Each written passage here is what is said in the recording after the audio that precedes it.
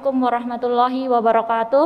Innal hamdalillah nahmaduhu wa nasta'inuhu wa nastaghfiruh wa na'udzu billahi min sururi anfusina wa min sayyiati a'malina. May yahdihillahu fala mudhillalah wa may yudlilhu fala hadiyalah. Asyhadu an la ilaha illallah wa asyhadu anna Muhammadar Rasulullah. Allahumma shalli ala Muhammad wa ala ali Muhammad kama shallaita ala Ibrahim wa ala ali Ibrahim wa barik ala Muhammad wa ala ali Muhammad kama barakta ala Ibrahim wa ala ali Ibrahim fil alamin innaka Hamidum Majid. Rabbi shrah li sadri wa yassir li amri wahlul 'uqdatam min lisani yafqahu qawli. Hadratul mukarramin, para alim, para sesepuh ingkang tansah kawula taati, ugi dumateng para hadirin, Bapak Ibu wali santri Madrasah Diniyah Takmiliyah Masjid Suciati Saliman setuhu luhuripun budi. Mboten kesupen ugi adik-adik kula santri Madrasah Diniyah Takmiliyah Madinta Masjid Suciati Saliman ingkang kula tresnani. Marilah bersama-sama. Sebelumnya saya mengucapkan terima kasih kepada pembawa acara yang telah memberikan saya kesempatan untuk matur wonten ngarsanipun Bapak Ibu wali santri sedaya. Marilah bersama-sama sebelum kita mulai taklim kita pada hari ini, kita menghaturkan puji syukur kita kepada Allah Subhanahu wa taala yang telah mengumpulkan kita di majelis yang insya Allah mulia ini. Majelis yang semoga Allah ridhoi dan hanya dengan ridho Allah lah kita bisa memasuki surga Allah Subhanahu wa taala. Dan semoga majelis ini juga majelis yang diridhoi oleh malaikat-malaikatnya Allah, dan ridho malaikat itu ada dua biasanya Bu jenisnya. Yang pertama, ridho malaikat itu berupa aminan doa. Jadi ketika kita berangkat dari rumah tadi sampai pulangnya Bapak Ibu nanti, semoga menjadi membawa mengundang ridhonya para malaikat, sehingga jika ada hajat, jika ada doa ibu-ibu selama dalam perjalanan berangkat dalam majelis maupun dalam perjalanan pulang nanti, hajat dan doa ibu-ibu sekalian dapat dikabulkan oleh Allah Subhanahu wa taala. Ridho yang kedua dari malaikat itu berupa permohonan ampun untuk kita kepada Allah. Jadi kita dimintakan ampun oleh para malaikat ketika kita dalam majelis-majelis ilmu. Insya Allah hari ini saya dipun utus dumateng para kiai, dumateng para asatid untuk melanjutkan bahasan kita dari kitab Adabul Muta'alim. Kitab napa Bu? Nggih, alhamdulillah. Karyanipun sinten Bu? Hadratus Syekh Kiai Haji Hashim As'ari, nggih Bu nggih. Nah, pekan kemarin dan pekan-pekan yang sebelumnya sudah banyak sekali disampaikan oleh guru-guru kita. Kita ternyata sudah banyak pekan itu baru sampai bab 1. Karena begitu banyaknya ilmu yang bisa kita ambil dari kitab yang sebenarnya tipis ini, nggih Bu nggih. Ternyata sudah berminggu-minggu kita hadir MWS, masih bab 1 pun masih sepertinya agak panjang bab 1-nya, belum selesai. Kemudian pada pekan kemarin saya review sedikit apa yang disampaikan oleh Ustadz Nurul. Beliau menyampaikan perkataan dari Ka'ab Ahbar. Andai saja Bu, kita ini tahu pahala apa yang Allah sediakan untuk orang-orang yang sedang menuntut ilmu, orang-orang yang sedang majelis, tentu orang-orang yang punya jabatan itu akan rela meninggalkan jabatannya, orang-orang yang punya kerjaan akan rela meninggalkan pekerjaannya, orang-orang yang di pasar yang baru buka warungnya akan rela meninggalkan perdagangannya.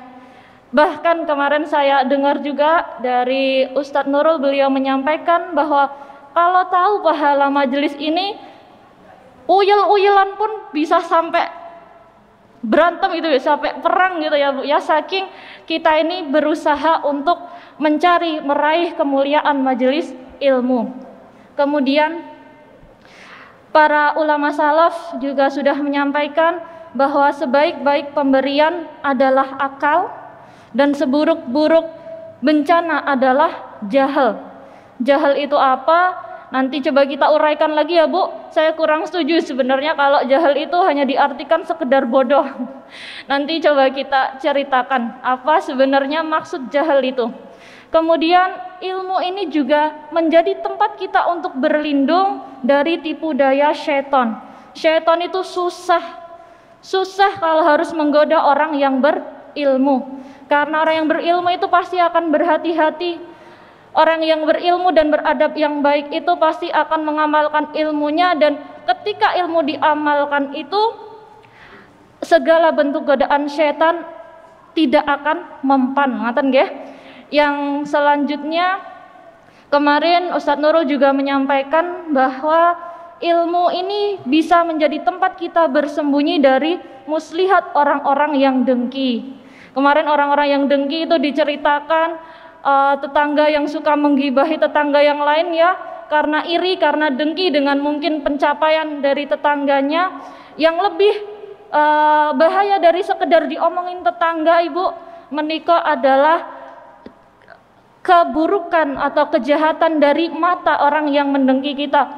Mata orang yang mendengki kita itu ada penyakit namanya penyakit ain, dan penyakit itu bahkan kadang nggak disadari oleh yang mengirimkannya, tapi itu bisa sebuah perusahaan bisa tiba-tiba hancur, sebuah rumah tangga bisa tiba-tiba hancur, orang tiba-tiba sakit dari bahaya kedengkian mata orang yang dengki kepada kita.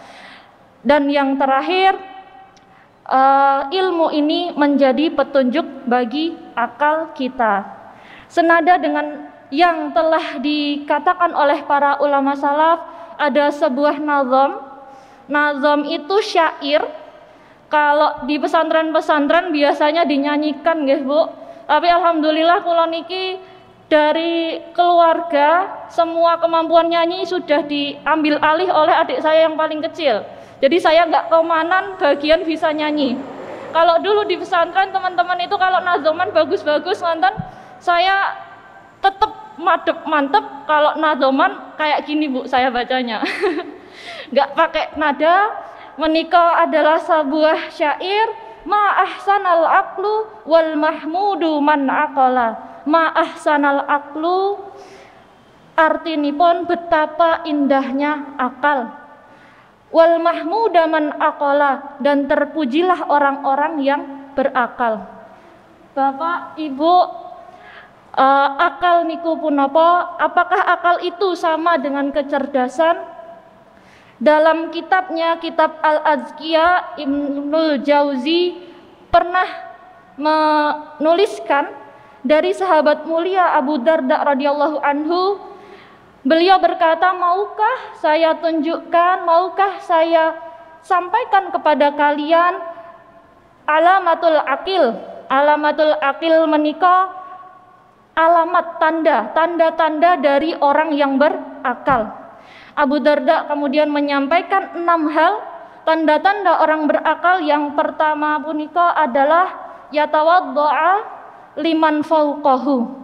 Orang yang berakal adalah orang yang tawadu, orang yang rendah hati kepada orang-orang yang ada di atasnya, kepada guru-gurunya, kepada orang yang lebih berilmu dari dia, kepada orang yang mungkin lebih sepuh dari dia, walaupun mungkin merasa ilmunya jauh dari aku gitu, tapi ketika dia lebih sepuh, dia tetap tawadu kepada orang-orang yang lebih tua. Kemudian ciri orang yang berakal yang kedua adalah wala yazdari mandunahu. Inggih punika tidak meremehkan dan tidak menjatuhkan orang-orang yang ada di bawahnya, orang-orang yang lebih lemah dari dia, mungkin dari pangkat sosialnya, dari ilmunya, dari usianya, ngoten nggih. Dan yang ketiga, ciri dari orang yang berakal adalah yumsiku fadla min mantiqihi. Orang yang berakal itu apa yang dia katakan, apa yang dia bicarakan semua mengandung keutamaan. Bahkan ketika diamnya pun adalah sebuah keutamaan. Kemudian yang keempat, orang yang berakal adalah orang yang bergaul dengan manusia yuhlikun nafsa bi akhlaqihim. Bergaul dengan manusia dengan akhlaknya, dan sebaik-baik orang adalah orang yang baik akhlaknya. Yang kelima, orang yang berakal itu adalah orang yang dia itu bisa memastikan bahwa di antara dirinya dan Allah Subhanahu wa taala dalam aktivitas apapun ada keimanan. Ibu, Bapak, jadi ternyata ibadah itu bukan hanya sekedar sholat tentu adalah ibadah, puasa ibadah, tapi ternyata makan, tidur, bahkan buang hajat kita bisa menjadi ibadah. Ketika itu semua dilakukan sesuai dengan apa yang dituntunkan Rasulullah, dan kita menyebut nama Allah pada setiap amalan-amalan kita. Mau makan bismillahirrahmanirrahim pakai tangan kanan, nggak meniup makanan, insya Allah makanan apa yang kita makan itu menjadi ibadah bagi kita, menjadi tambahan amal kebaikan bagi kita. Padahal makan enak ngonten nggih Pak Bu. Nah, pinten nek Bapak ajeng ngapalke napa ajeng dapalke napa ajeng dipelajari dereng terlambat ngonten kula ngandika ngonten kalih bapake kula. Soalnya pernah ada seorang wanita, beliau itu umur sekitar 70 tahun ke atas, beliau bahkan belum bisa mengenali lafal Allah niku beliau belum tahu. Beliau datang ke seorang guru TPA, beliau minta ditunjukkan mana sih yang lafal Allah itu. Kemudian beliau pulang dan beliau cari semua lafal Allah yang ada di dalam Al-Quran itu.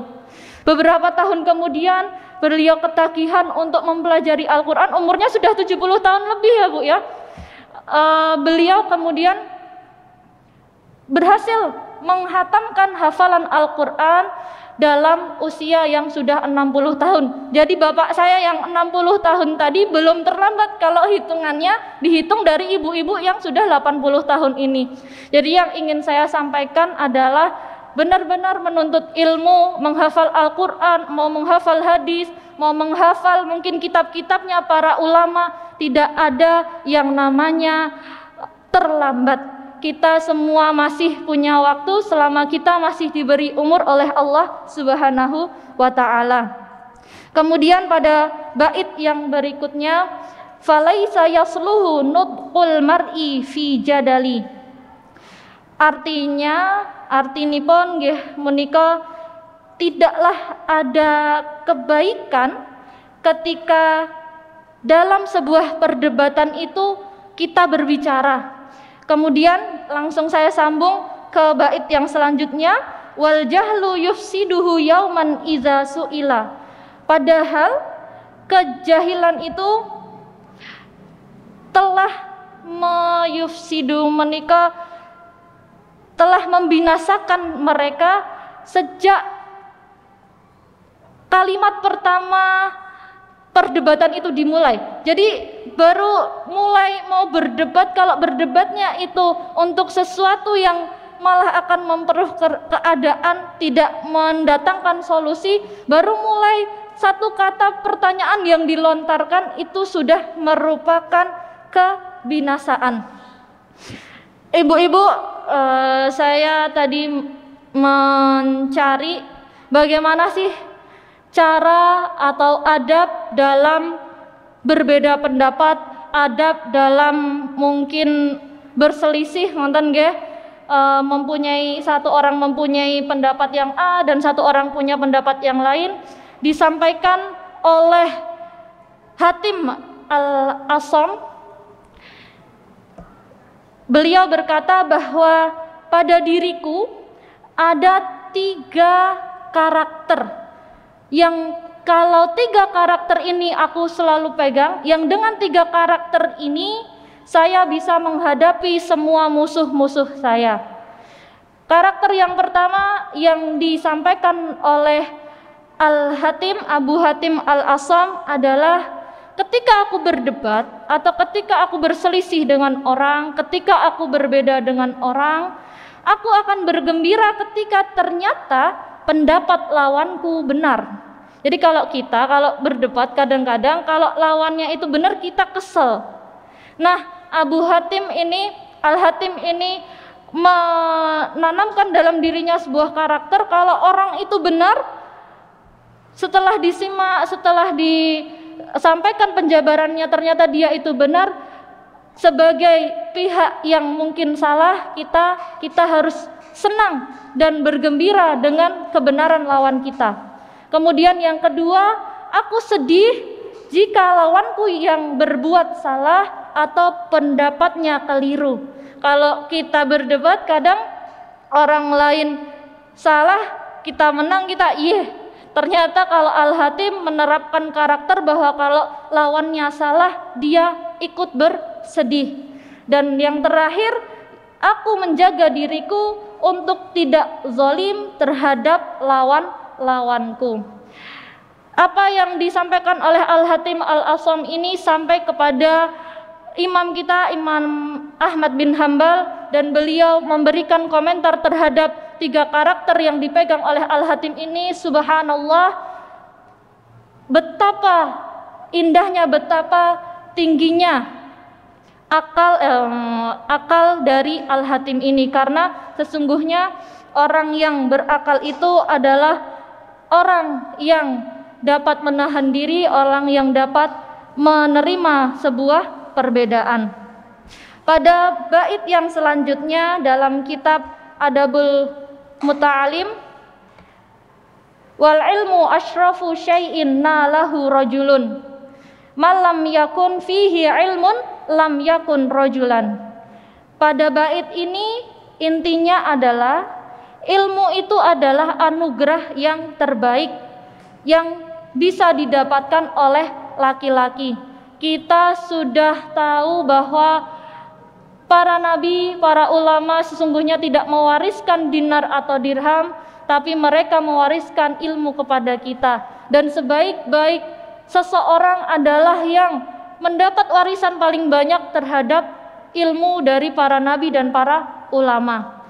Bu, ini ada yang kayaknya kalau saya bilang ke ibu-ibu ini setuju nih. Malam yakun fihi ilmun lam yakun rajulan. Jadi bukan laki-laki sejati kalau dia itu tidak berilmu. Jadi menurut kitabnya Syekh Haji Muhammad Hashim Asy'ari ini, laki-laki sejati itu bukan yang kayak di iklan-iklan rokok nggih Bu nggih. Laki-laki sejati itu dalam kitab ini adalah orang yang paling berilmu, orang yang paling mendapat banyak warisan di antara warisan-warisan yang ditinggalkan oleh para nabi. Kalau ibu-ibu insya Allah setuju, tapi kalau bapak-bapak ya monggo Pak.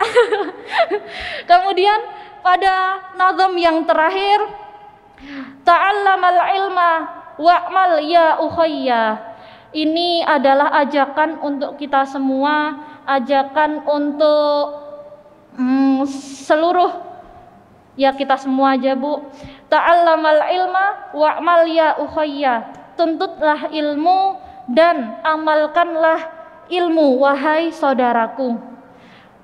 Fal ilmu zainun liman bil ilmi qad amila. Sebab ilmu itu menjadi hiasan bagi orang-orang yang mengamalkannya.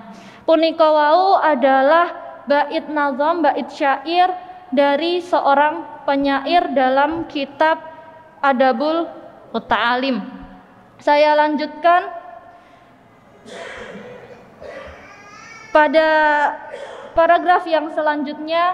Wa an Mu'adz bin Jabal radhiyallahu anhu, dan dari Mu'adz bin Jabal radhiyallahu anhu, beliau berkata, ta'allamul ilma fa inna ta'allamuhu hasanah. Tuntutlah ilmu, sesungguhnya ilmu itu adalah keindahan. Mempelajari ilmu itu adalah keindahan. Kemudian wa talabahu ibadah, dan sesungguhnya menuntut ilmu itu adalah ibadah. sudah sangat jelas nggih, menuntut ilmu itu keutamaannya sangat banyak, sudah sering sekali dibahas pada pekan-pekan yang sebelumnya tentang keutamaan ilmu, dan ilmu ini merupakan salah satu jalan ibadah untuk kita. Dan yang selanjutnya wa muzakaratahu tasbih, dan mengingat-ingat ilmu, mereview lagi. Jadi nanti kalau sudah pulang dari sini, catatan yang tadi dibuat selama di majelis dibuka lagi, besok dipelajari lagi, mungkin catatan-catatan lain dari taklim-taklim yang lain, dari buku-buku yang lain, di murojaah lagi ya bahasanya, menikah diulang-ulangi lagi, adalah tasbih. Kemudian wabah sa'anhu jihadun, dan membahasnya, mengkajinya, mempelajari ilmu itu adalah jihad. Membaca kata jihad di sini, saya teringat kisah yang sekarang sedang ramai ya Bu ya, yaitu tentang perjuangan kaum muslimin di belahan bumi lain. Pasti Bapak Ibu sudah sering mendengar bahwa kaum muslimin di Palestina sekarang hari ini masih dalam keadaan yang tidak aman, ngoten nggih. Membaca kata jihad di sini, bahwa mempelajari ilmu itu adalah jihad, saya teringat dengan kisahnya Nabi Muhammad sallallahu alaihi wasallam.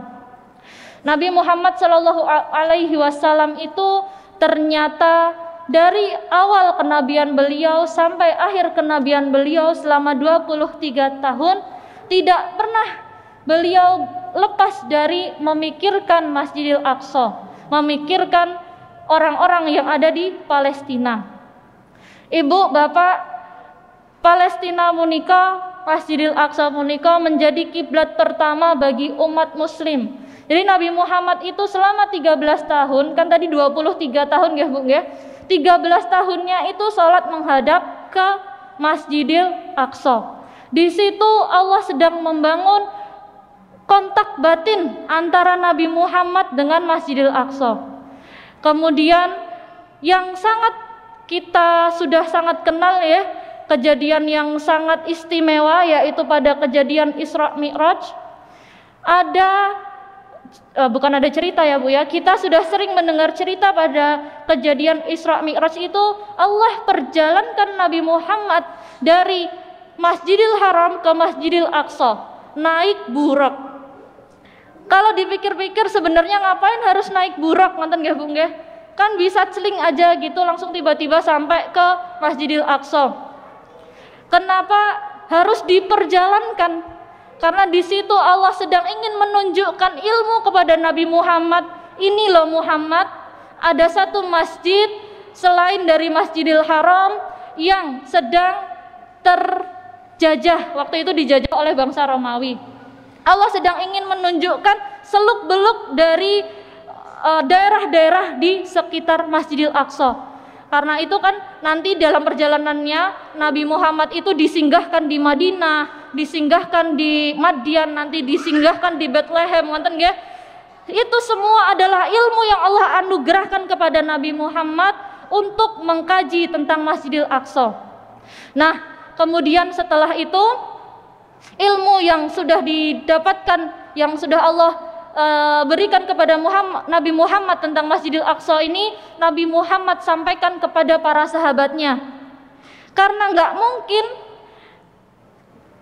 tanpa semua persiapan ini, nanti ketika zamannya para sahabat Nabi, mereka itu sudah satu kata dan seia sekata untuk berjuang membebaskan Masjidil Aqsa. Jadi ceritanya Nabi Muhammad itu pada akhir-akhir umur beliau pernah memberangkatkan 2 kali pasukan perang. Yang pertama di daerah Mu'tah dan yang kedua itu di daerah Tabuk.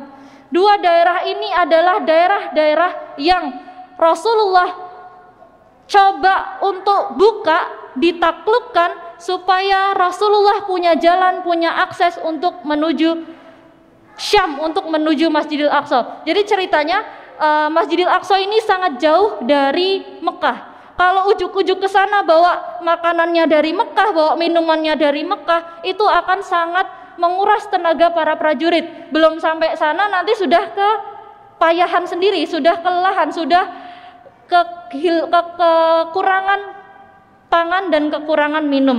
Akhirnya Rasulullah membuat strategi-strategi yang sedemikian rupa, tapi qadarullah, Allah mengambil Nabi Muhammad SAW sebelum bebasnya Masjidil Aqsa.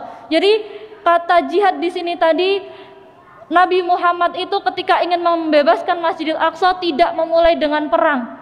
Beliau memulai dengan ilmu.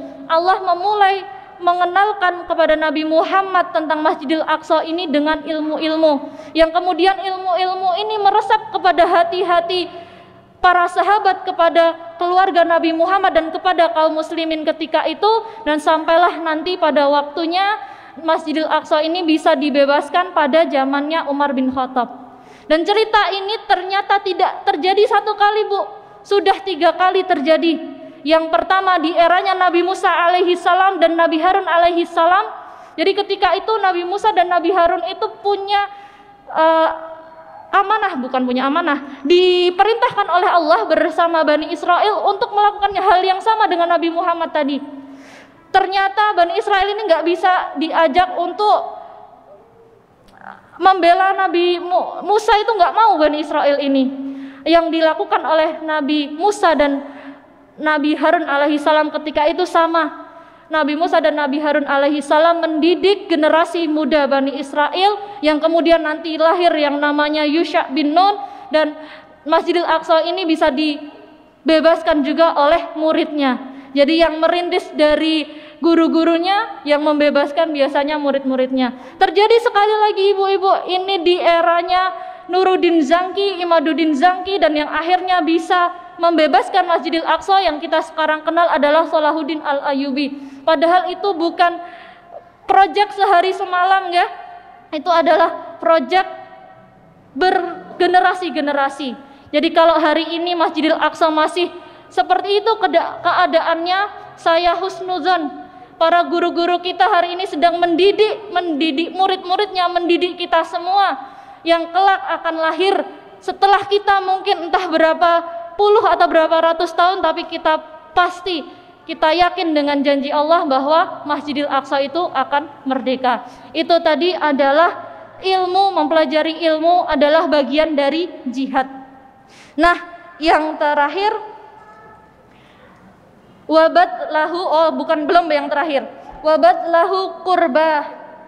Ustaz Murid, kurang berapa menit lagi? Amin. Waktunya kurang sebentar lagi.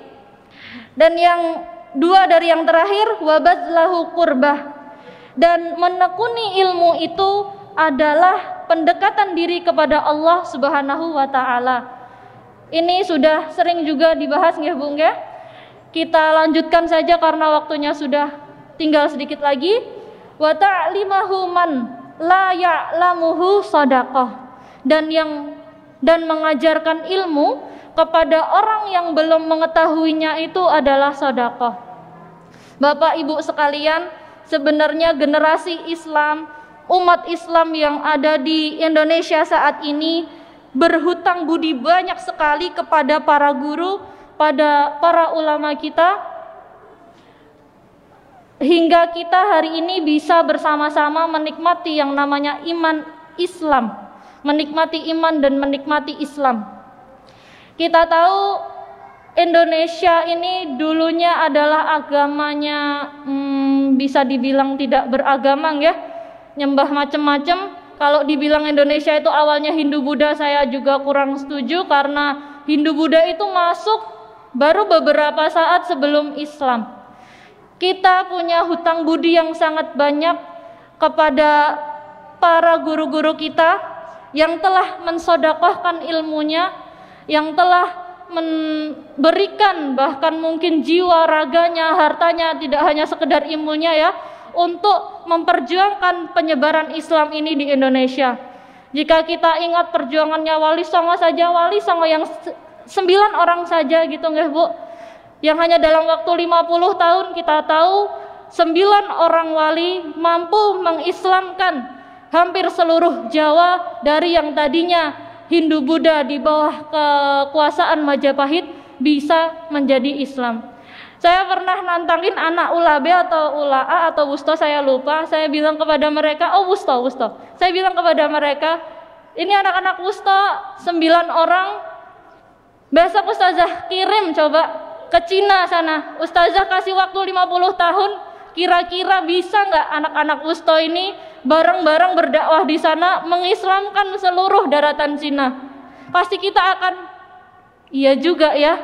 Itu adalah tugas dakwah yang sangat berat, tugas dakwah yang sangat perlu untuk dibimbing lagi, untuk dibina lagi agar kelak lahir dari kita, lahir dari umat muslim Indonesia ini generasi Islam yang mampu memberikan gebrakan-gebrakan dakwah seperti apa yang telah dicontohkan oleh guru-guru kita.